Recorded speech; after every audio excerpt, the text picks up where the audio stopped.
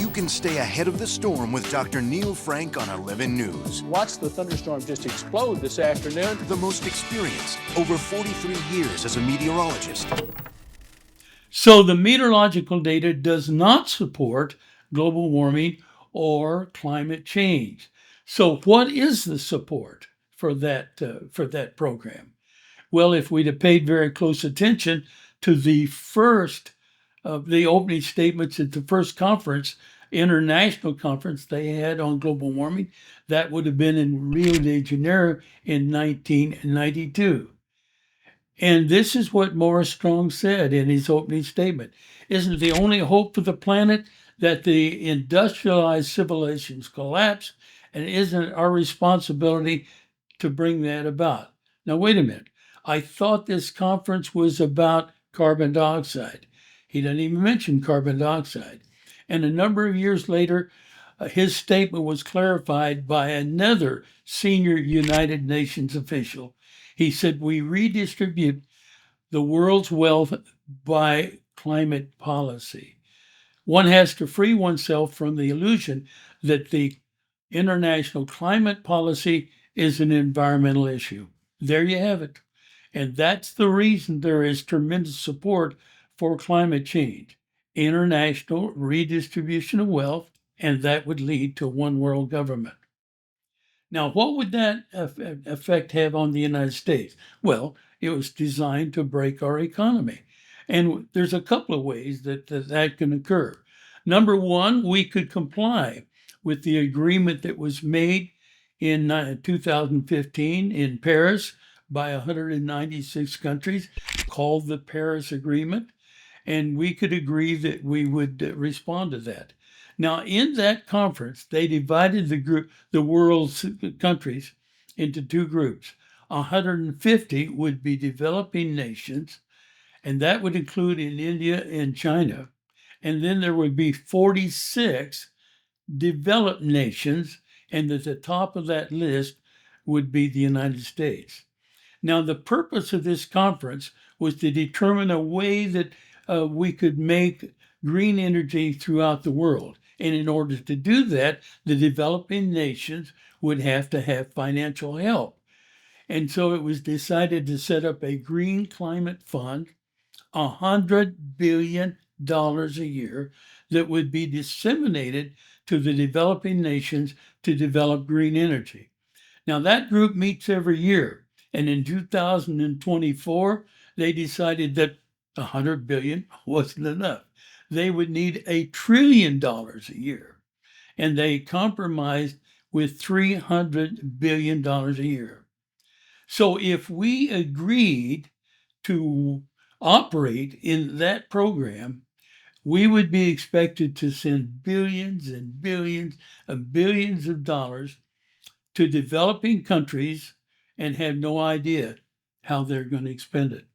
But it would certainly have an impact on our economy.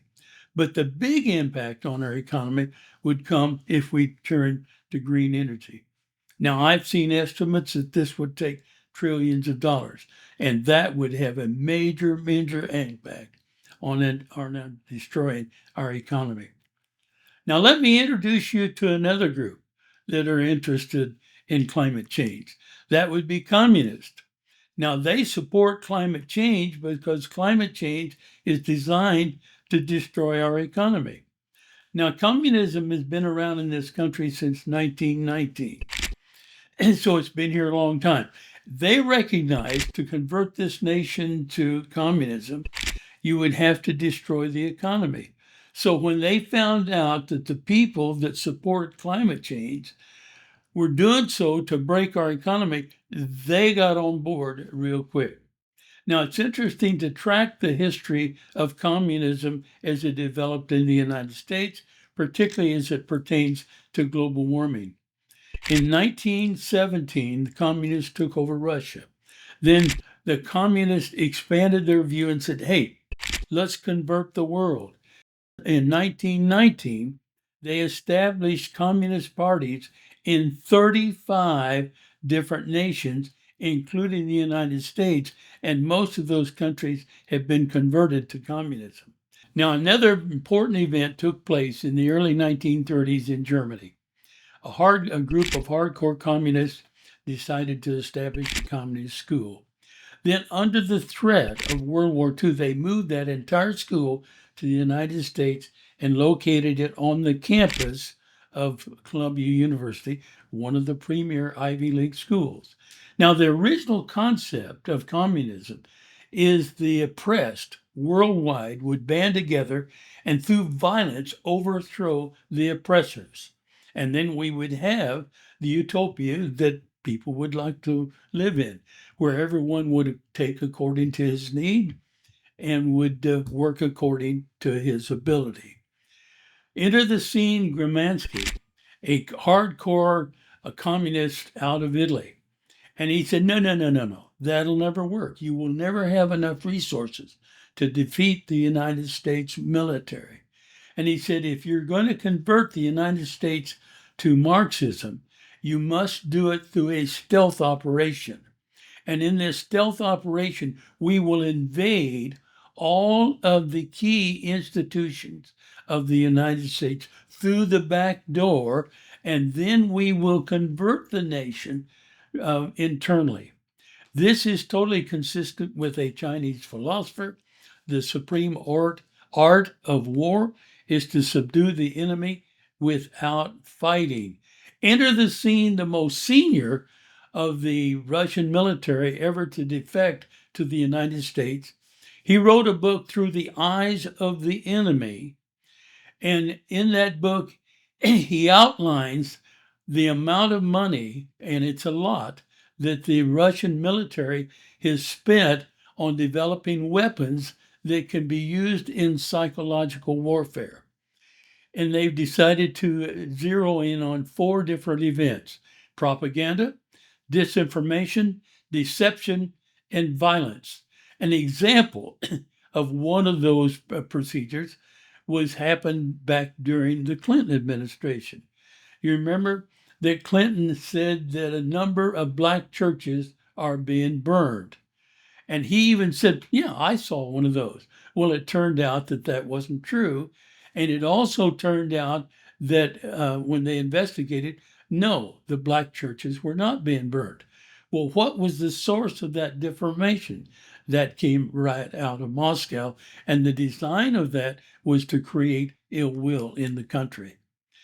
He also pointed out that Russia now has a 4-step program to convert a nation to Marxism. Number 1, to destroy the cultural and the moral foundation of the country.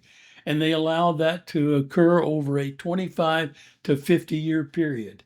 And the target of that group would be the youth. And once the nation has been demoralized, then you introduce a 5 to 10 year period of chaos, confusion, and all kinds of violence, and yes, even riots. And that would take maybe 5 to 10 years. And the hope would be that during that period of time, that the needs of the people would not be met. And then the government can step in and step forward and say, hey, we'll provide you from birth to death. And then you will have a communist country. Now, it's interesting to point out that the youth, the young people, are the key to the success of this program. Hitler had, for example, had his brown shirts. Mao had his red guard. And it was interesting that Senator Cruz, in his book, pointed out that his dad was 15 years old in Cuba when Castro came to power, and it was the young people that put Castro in power. Now, sometime during the last century, at the encouragement of Russia, all of the key Marxist leaders in the United States got together and determined the way that they were going to convert this nation to communism. And they set up a 10-point program. The first program, we've got to destroy Christianity. Gramsci said that as long as the United States continues to be a strong Christian nation, you will never convert it to a Marxism. So you must destroy the influence of the church. Number 2, destroy the family. Number 3, to destroy the moral foundation of the country. And number 4 would to promote racism. Number 5 would be to cultivate a left-wing media. Number 6, create an unreliable legal system. Number 7 would be to undermine the institutional authority. And number 8 is to promote mass migration. Now, this all occurred before we had open borders over the last 4 years. And then finally, expand public welfare program. And last, promote excess drinking. Well, today it would be excess use of drugs. So how they doing? Well, first of all, we've got to understand what the success that they've had in indoctrinating our youth. That's the key. You have to indoctrinate the youth to have success. And so in this nation, there is a two-step program to indoctrinate the youth. Number 1, from the universities down, and number 2, from the K-1 on up. Let's start with the influence of the university. And let me introduce you to Yunomi Parks, who was born and raised in North Korea. At the age of 10, and her sister was 12, her parents were arrested for some trivia thing, and they had no support and they ate bugs to survive. When she was 13, she ran into a lady who said, I can get you to China where you will be safe. Little did she know that this was a recruiter for the sex trade. She got to China and she was sold to a farmer. At the age of 15, she ran into a missionary who got her into South Korea. Fast forward, she has a free ride at Columbia University. And she was ecstatic when she went in to attend her first class. She couldn't believe what the professor was saying. He badmouthed the United States at every opportunity and pointed out the beauty of the communist system. She went up afterwards and said, Sir, I've lived under 2 communist regimes, and it's nothing like you're describing. And he totally ignored her. And every professor she had at Columbia University was a Marxist professor. And that Marxist concept has spread throughout the Ivy League. The Fox News has a subdivision called Fox Nation. They produce 30-minute educational videos, and one of those described how Marxism had spread throughout the Ivy League, and they call it poison ivy. From the Ivy League, it spread westward, basically through the University of Chicago, and leaped all the way to the West Coast, and now it's filled in between. Now, another way that the universities have been contaminated with Marxism came from the disillusioned Vietnam War protesters. And Bill Ayers and his wife were 2 of it. I'm an example of what they did. They were there when Weather Underground was formed. They bombed several buildings. They were arrested, but because of legal errors, they didn't have to go to prison. But after they got out of this situation, they said, hey, violence is not the way to go. We've got to approach this from another direction. So they went back and enrolled in colleges and received their PhDs in meteorology, which allowed them to teach at the college level. And they are now located in the Department of Education at the University of Chicago, teaching our teachers who teach our children the Marxist system. So that is a top-down, the way our children are being influenced. But there is also a bottom-up program that teaches the children from K-1 right on up through K-12. Project 1619 is an example of that. This was sponsored by the New York Times. And the concept or the philosophy of Project 16 is to indoctrinate the children. First of all, is to destroy our history and all of our historical heroes, and to demonize our historical heroes, and furthermore, to make sure that the children know that we are a Marxist nation, and the oppressors are the white males supported by their white wives. Now, I don't know how far this program has been initiated across the nation. They, for a while, up until 2020, they recorded the districts that were using this program, but they ceased that. But I do know that it has spread across our educational system. And another way that our children are being programmed is through TikTok. Now, let me set you up a little bit for TikTok. This is a Chinese program. When Mao died in 1967, the leaders who took over China have determined that they're going to make China the leading military nation in the world and the leading economic world nation in the world. But in order to do that, they must defeat the United States. So they took a chapter out of the Russian playbook and decided to use psychological warfare to defeat the United States. And they've set up a psychological university to develop methods and techniques where they would have success. And one of the big successes is TikTok.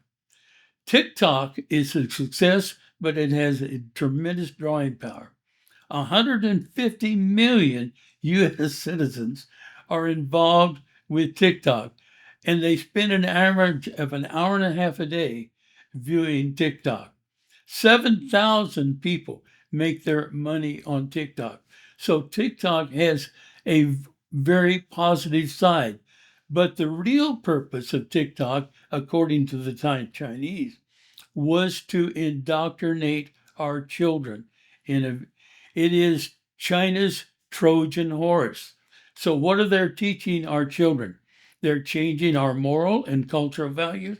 They're rewriting our nation's history, demonizing our nation's heroes. They changed the nation's identity from a Judeo-Christian nation to a communist society. Now, finally, the real purpose of TikTok is become invisible. And it was interesting this last year that Texas sued TikTok, alleging dangers for the kids and its target minors. So if you summarize what is happening in our educational system, whether it's top down or for the bottom up, is anti-God, anti-American, anti-family, anti-traditional morality, anti-capitalism, pro-socialism, pro-gay, pro-transgender, and yes, pro-environment. Climate change is a very important part of this program. Without the destruction of the economy in the United States, it will not succeed. All right, now we're ready to find out what kind of progress that the Marxists have made under those 10 steps that I've already outlined for you. The first one was to destroy the influence of the church. Megan Basham wrote a book called The Shepherds for Sale. And in that book, she describes how the Marxists are training people to go into the local congregations and to work hard so that they would obtain a position of influence, and then they can steer the congregation away from their primary mission into such age as New Age or social justification or secular humanism. And yes, climate change is in there. As a matter of fact, I looked at all of the congregations, and every one of them has a very strong movement in support of climate change. And so the voice of the church has literally been silenced. 40% of the pastors do not believe in an absolute morality or in a Judeo-Christian worldview. How successful have they been in silence in the church? Well, in 1970, 90% of the United States declared to be Christian. By 2000, it had dropped down to to 70%. And last year, for the first time in the history of this nation, the percentage dropped down to 45%. And they're losing greatly the young people. Christian parents, if you send your child to a university, 8 out of 10 return after the first year and abandon the church. The church voice has been silenced. Where is the church voice among this very evil transgender philosophy? Francis Schaeffer wrote a book called Evangelical Disaster. He said the failure of evangelism to stand for the truth is their disaster. Many of the mainline evangelical churches have become leftist organizations. A classic example is the National Council of Churches that represents 140,000 congregations and 50 million people. Now let's turn to the family. 50% of our families have been divorced. 40% of first marriages last an average of 8 years before there's divorce. 60% of second marriages end up in divorce. 70% of third marriages end up in divorce. 30% of our young people are raised in a single family home. In some sectors, it's as high as 65%. The attack on the traditional marriage had become so intense that Congress passed a law in 1996, the Defense of Marriage Act, that said marriage was between a man and a wife. It took the Supreme Court only 2 decades to nullify that law and justify gay marriage. I don't know where transgender started. I do know that Biden had 2 transgenders on his senior staff. And pornography is involved in 65% of the divorces. And the morality of this nation was destroyed starting in Hollywood. Now, the influence of Hollywood and communism is well defined in a book called The Hollywood Party. Now, the Russians recognized the tremendous value of the movie industry in indoctrinating our children. And they set up a office in Hollywood in 1934. And they brought with them the anti-God, anti-morality that swept through Hollywood. And so in terms of Hollywood, communism became very dominant. And then it moved on in television and moved on in social media. And now it's in your pocket, in the cell phone that you're carrying. The interest of Russia in the movie industry was well defined by Stalin. He said he could easily convert the world to communism if he controlled the American movie industry. That brings us to racism. And certainly from Obama on, there has been an acceleration of racism. An example of that would be BLM. Let's trace the history of BLM. It goes back to Eric Mann, who was one of the co-founders of the Weather Underground. Now, he was arrested because he did blow up some buildings, and he served 2 years in prison. And just like Bill Ayers, he said, no. Violence is not the way to go, but I can teach others to be violent. So he established a school in the late 80s, and 2 of his best students were Pat Collier and Alicia Garza.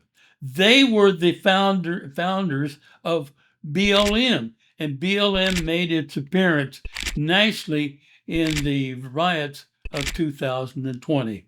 How about the media? When Elon bought Twitter, he discovered this insidious relationship between the government and the media and big tech. An example would be Hunter Biden's laptop. It was turned over to the FBI well before the election in 2020, and they sat on it. As a matter of fact, they went to the big tech and they went to the media and said, hey, kill that story until after the election. And they did. And after the election, when people found out that his laptop was true, 17% of the people said, if I'd known that, I would have never voted for him. How about the corrupt legal system? The best way I can describe the conflict there is to show what happened after J6, the break in at the Capitol in 2021, and what happened after George Floyd died in May 2020. Let's go to the J6 actions. 1,500 people have been arrested, and the average, the standard prison time for those 1,500 was 2 years, although some had been sentenced to over 5 years.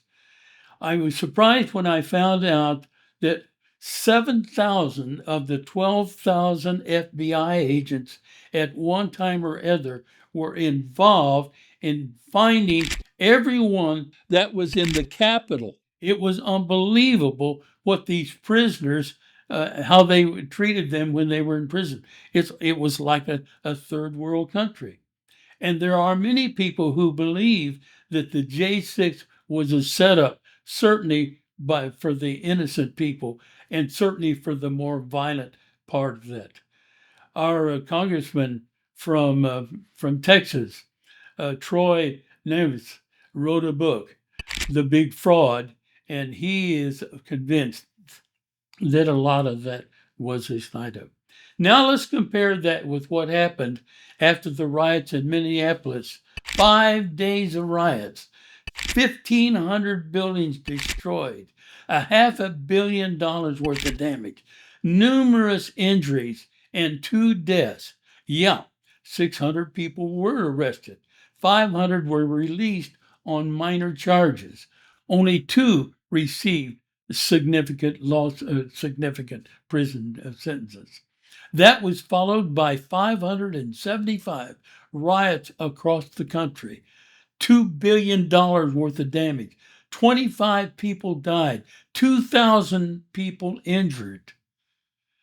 Yet, where was the FBI in tracking down all of those people that were involved in those procedures? Even if they had gone to Minneapolis and been diligent there and found everybody that participated. No, it didn't happen. There was a difference. As a matter of fact, what we found is that many of the elected officials, the mayors and the government, ordered the police to stand down, and that has resulted in the public losing confidence in their elected officials. And that would also include the military. The undermining of the institutional authority. Peter Hegseth, who is the current Secretary of Defense, wrote a book called War on the Warriors. During the Biden administration, the Pentagon was ruled by DEI. I was shocked when I found that the head of the Air Force said their recruiting goal was 60% DEI and 40% white male. Or over in the Secret Service, that the goal was to have 30% women. All of you remember seeing this 5'4" woman escorting Trump off the platform at the attempt at his life, his head sticking above. If the sharpshooter had not been killed, this would have been an easy target. Now promote mass integration. This is a classic Marxist strategy. Cloward and Piven, who were professors at Columbia University, gained fame by teaching community organization. Their philosophy is to go into community, organize it, and then put demands on the government that they couldn't meet. Well, the open borders was a classic Cloward Piven Marxist strategy on the national scale. Open the borders, let everybody come in, and then as they come in, we provide for them. And so we provide a cell phone, we provide an education, we provide health care, and we provide everything that they need. at the expense of those of our own people that have need. It's a classic Marxist philosophy. And the design on that is to overwhelm the ability of the government to respond. And in the process, we have expanded our public welfare programs. Now, that brings me to the final point: promote drug use. It's interesting that Peter Schweitzer wrote a very interesting book called Blood Money, tracing the history of fentanyl. The ingredients to develop fentanyl are developed in China, but they have a law over there that you cannot turn the ingredients into pills. They do not want druggies in China. So they send the ingredients across the ocean in a Chinese vessel and lands on a Chinese controlled port on western Mexico, where the ingredients are taken up to Chinese laboratories, where they are converted into pills by instruments that were designed in China. And then I don't know how, but they get this information across, or they get the fentanyl across the border to the drug dealers, and 100,000 people died last year because of fentanyl. Now I have completed looking at the 10 steps that the communists are using to divide us. I'm convinced that they believe that they have now won the war and they don't have to be in a stealth operation anymore. The object of their program is the presidency. So enter Obama. What do we know about Obama? Well, Obama went to a Muslim school as a preteen in Indonesia. Then, as a teenager, he went back to Hawaii, where he was raised by his grandparents. And he came into contact with Frank Davis, a hardcore communist who became his absent father during his teenage years. He went to Occidental College, where he was very active in the Student Communist Party for 2 years, and at that time was advocating the overthrow of the U.S. government by force. Then he went to Columbia University, where he came under the influence of chloride and pyruvate and learned the ins and outs of community organization. From there, he went to Harvard, and the most Marxist professor on the Harvard staff said he was the best student that he ever had. Back to Chicago, where he toyed around with community organization for a short time, and then on to the presidency, where he surrounded himself by 15 czars. Some of those were hardcore communists, the rest were communist sympathizers, including Valerie Jarrett, who came right out of a communist family, and she was probably his most influenced advisor. I don't know that he has ever denounced his contact with communism, but I think the plan was for Hillary to come along and be the first socialist president. Now, Hillary had a background of communist too. As a matter of fact, and to graduate, she had to write a paper, and she wrote a 100-page paper on Saul Alinsky, a hardcore communist. So she was going to be our first socialist president. Surprise, surprise. She was beat. And now we initiate Plan B. You remember hearing of Plan B. Plan B would be destroy Trump while he was in office with all kinds of false charges and lawsuits, and make sure that he was defeated in 2020. Well, they needed a candidate to run in 2020 with 3 requirements. First of all, he had to have face recognition. Well, Biden would fit that role. He had to have an ego and was inclined not to tell the truth at times. Again, Biden fit that mold. Third, he had to be manageable. They knew that Biden was in the early stages of dementia and therefore would be easy to control. And then they promised him that he wouldn't have to do any campaigning. And he won with 79 million votes, the largest number of private votes and he never campaigned in the most corrupt election that this nation has ever seen. I've read 5 books on how the election was corrupt in 5 different ways. The most meaningful and the most realistic was a video that was made by Denise D'Souza called 2000 Mules. And in that video, they tracked people who were depositing false ballots in drop boxes in the 5 key states. And in Atlanta, they tracked one individual who went to 5 different drop boxes. You can say, well, it's never been proved. Well, the Trump administration filed 60 lawsuits and they were never accepted. So this information never got before a jury. And that leads us to the 4 years of Biden. The best description of those 4 years was made by a person that was born in Poland in 1960. He served in under the Russian communism for 24 years. He was in prison 2 years. He got out, made his way to the United States, became a citizen, and served as a Navy SEAL for 20 years. He wrote a book called The Pledge of America. The best description of the last 4 years that I've seen is one that was made by Drago. Never in the history of civilization has a nation declined more economically, politically, socially, militarily, morally, and globally over such a brief time as the United States.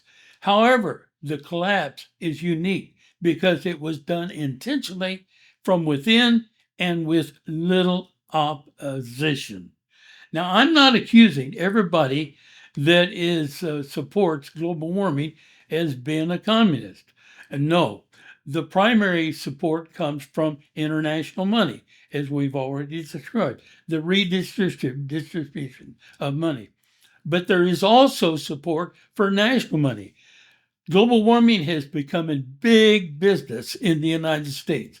I cannot tell you how many professors money or the salary is paid out of global warming money. It's my understanding when Al Gore left the vice presidency, he invested in 14 green energy companies subsidized by the federal government for $2.5 billion, and today he is a millionaire. And then there's the true believer. That's the people that are developing the numerical models, and they believe their models. The problem is we found that their representation of carbon dioxide in their models is false. And then we do have the communists. There's no question about that. Now, in a war, without question, the most important people are the scouts. The scouts go behind the scene and tell you what the enemy is doing.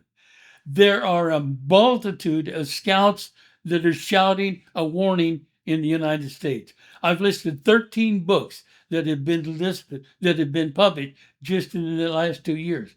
If you add 2 more years, you add another 15 books. And all of these scouts are saying, wake up, America. Wake up. You are about to be overtaken. One person that I know that is awake is the president. When God sent that bullet by his ear, it had got his attention. Now, the question is whether we, the people, will support him. In the Bible, it says, if my people who are called by my name will humble themselves and pray and turn from their wicked ways, I will heal their land. So the future of this nation is up to us.